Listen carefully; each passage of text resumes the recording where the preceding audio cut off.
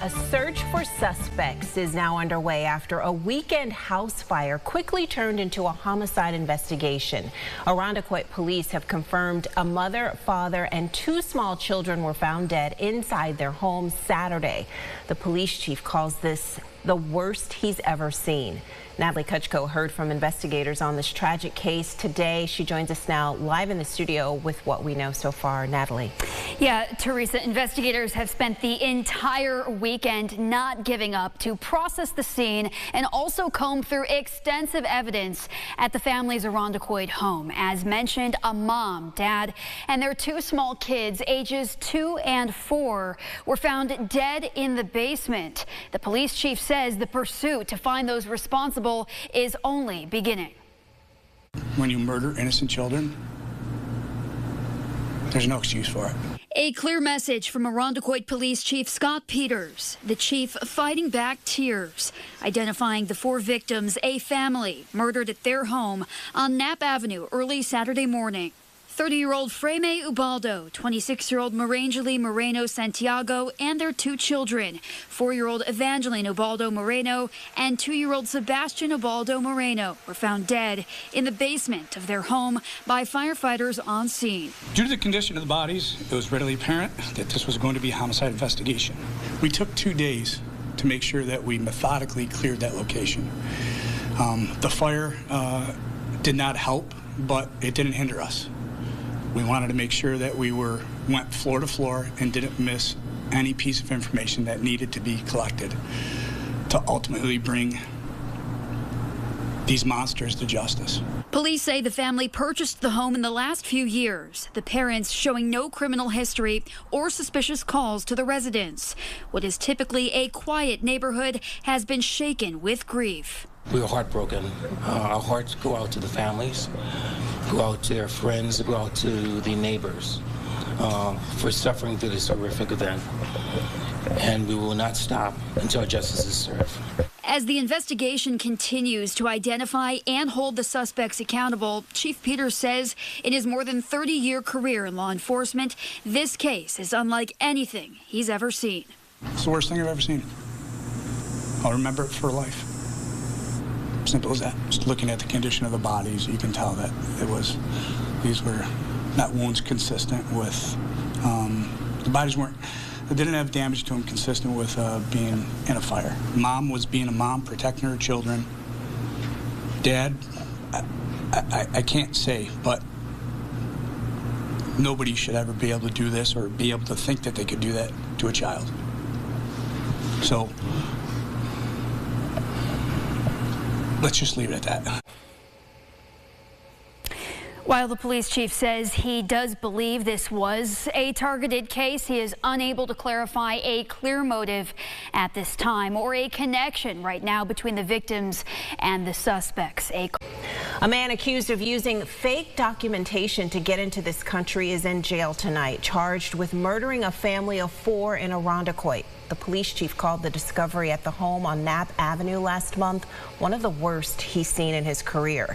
Gio Battaglia spoke with the prosecutor in the case and brings us more of the details. Gio. Teresa, 34-year-old Julio Cesar Pimentel Soriano appeared in court this morning for a preliminary hearing. He is now charged with 4 counts of second-degree murder, and police say he was arrested last Saturday. Obviously, it's horrible. It's impacted a section of our community in ways that are unimaginable. First Assistant District Attorney Perry Duckles, along with the Irondequoit police, say Soriano is one of the people responsible for the deaths of the 4 people, a family, 2 adults and 2 children. When we see involved, the definition of murder is that with intent, he along or other people took the lives of somebody else. How did Julio Cesar travel illegally from the Dominican Republic to Puerto Rico?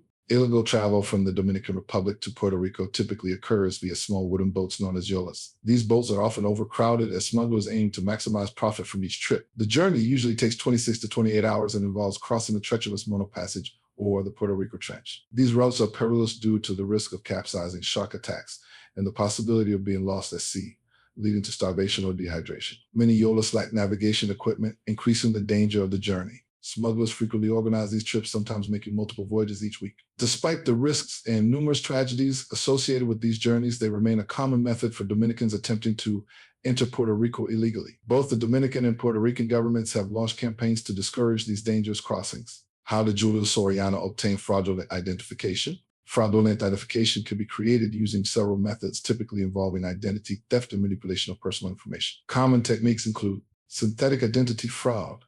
This involves creating a fake identity by combining real personal information, such as a social security number, with fabricated details like a fake name or date of birth. This method allows fraudsters to build legitimate-looking credit histories over time, which can be used to obtain credit cards or loans. Phishing and spear phishing. Cyber criminals use deceptive emails to trick individuals into disclosing personal information, which can then be used to create fake IDs.